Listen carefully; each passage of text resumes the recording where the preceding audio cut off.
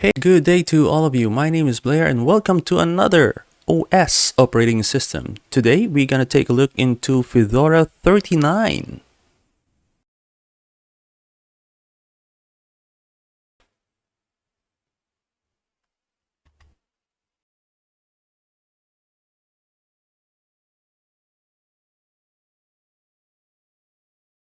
Okay, we're done in our installation. Let's finish the installation by clicking Finish.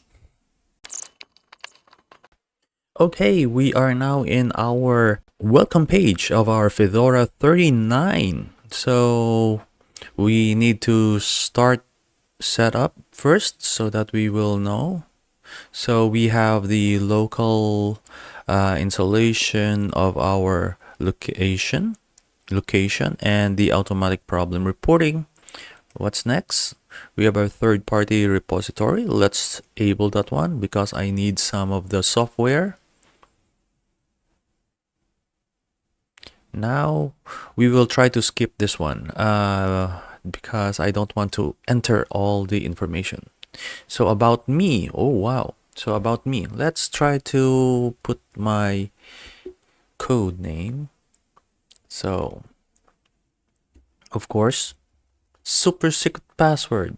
I only have like 4 so that I will know because I'm the only one who's using this in my personal computer. So let's try to use it right now.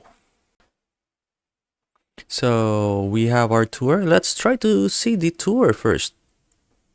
So learn about the key features in the Fedora 39 Workstation Edition. To get overview, press the super key to see the open windows and application, or you can just click right here.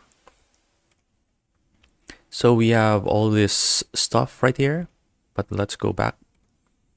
Type and search for the application or find things in the finder or the search bar right here. Okay, keep on top with workspace. Easy organize windows with workspace view and up or down gestures in your touchpad, the 3-finger vertical swipe, which is later. I'm gonna try that one, and left and right at the same time. And that's it. Have a nice day and enjoy. So let's try to see what is installed for us. So the desktop graphic user interface has this one because this is the GNU. So we have this on the top left corner. We have the dock right here. So in the dock, we have the Firefox web browser. We also have the calendar, the files, and the software, which is later we're gonna try to see what's inside and how to install the software and uninstall, and all the application. So this is type of minimization of the application. So they have the contacts, the media writer, which is for the USB, weather, clock, maps.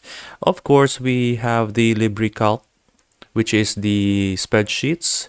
We have also the LibreImpress for the PowerPoint presentation or the slideshow presentation. We also have the LibreWriter for your documents. For your videos, we have the GNU Videos, which is a video player, calculator, document scanner, settings, system monitor, GNU boxes, terminal, and of course we also have the utilities right here for the disk usage analyzer, the disk at the same time, the image viewer and fonts, and so on and so forth. Go back to the main application or start menu button. As you can see, this is a little bit like the Samsung DeX. Yes, because Samsung DeX just a modified Linux or the any Android actually. You're using actually a Linux operating system. So don't say that you don't know how to use the Linux system, or don't say you don't know how to use the Linux operating system, because you are using actually. You also have the rhythm box, help, text editor, cheese for your webcam tour. Just a while ago, we have tours. So that is our desktop application. So let's try to see what's inside our desktop settings. So in our desktop settings, we have the network right here, the Bluetooth at the same time, no connected. Appearance, which is the appearance of our dark or the light. So let's try to see the dark, and this is the light. So the dark and the light. So you can also choose different types of our wallpaper. So the wallpaper is actually light and dark. We could like use that one. We also have this one. That is the light, and this is the dark. All right, cool, right? How about this one? The dark and the light. And this one, the dark and the light. How about this one? The dark and the light. How about this one? The dark and the light. Okay, I'm just playing. The dark and the light. So which one do you prefer? I think I prefer dark because I'm literally using it almost the whole day. So I prefer the dark mode because of the eye strain that I constantly having. The information right here for the notification, don't disturb. If you want to don't be disturbed, like this one, the indication is don't disturb. So we are now in our software. So we are now in our software center, which is the right here in the bottom. When you click this one, you are faced with this software, which is the software center. So let's click that one. As you can see, we have some 10 updates to go. But anyway, let's just explore first before we update, install and uninstall something. So let's go to our, what are the software right here? Okay, so let's try to see if we could like download the KDE or the Caden Live. So the Caden Live right here, let's try to install. We have Flatpak, and we also have the Fedora, the RPM or the Red Hat. So let's try to download the RPM file and download this one by clicking the install. So let's wait for this installation to reach 100%, and let's open that one after.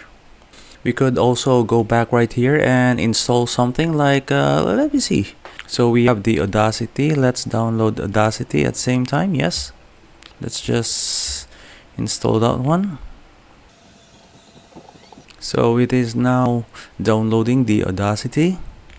Let me see if we have the right here, the Caden Live. So the Caden Live is already here. So cool. Let me see what we could find right here. So what if we install this Google Chrome? Okay, let's install this one. So it is easy to download and uninstall the application on their software center. So let's try to uninstall later after this. We could like set some examples. So okay, we have our Google Chrome already installed. Let's try to see the Google Chrome right here. So there it is, our Google Chrome. Let's not make as default. Okay, let's just open this one. So we have our Google Chrome right here. Cool. So what if we have to uninstall it? So let's try to go to the installed right here and then click the uninstall. As you can see, keep the restored app settings or permanently delete and save some space on your disk. So it's up to you. So you can keep it or you have to delete it. But of course, so let's try to delete this everything in the this space and have some space to save on it. So there you have it. It's not anymore right here in our installed. So let's try to go right here. So as you can see, when I click the update right here, we have so many files to be installed right here. So let's try to update this one and try to restart and set our conclusion afterwards. So it's already updated and it is loading, so we need to restart our system. Let's restart our system so that it will take effect and everything will be okay. Then we'll send our conclusion afterwards. So as you can see, as we are entering the UEFI, we have some installation updates, and please don't turn your computer off. It is still completing the installation of the updates. 97% complete, so let's try to wait for 100% and then it will be installed everything. Alright, so everything is all set, and of course let's see if we have the Google Chrome. So the Google Chrome is already gone, so that's okay. We will try to reinstall it if we wanted to, but we already have the Firefox as our default Internet Explorer browser, that is. So anyway, conclusion for this Fedora 39 Gnome desktop environment with the latest kernel of 6.5.6. We haven't installed the 6.6.6 yet, but anyway, this is already one of the stable kernel that we have. So anyway, conclusion on this Fedora 39 Gnome.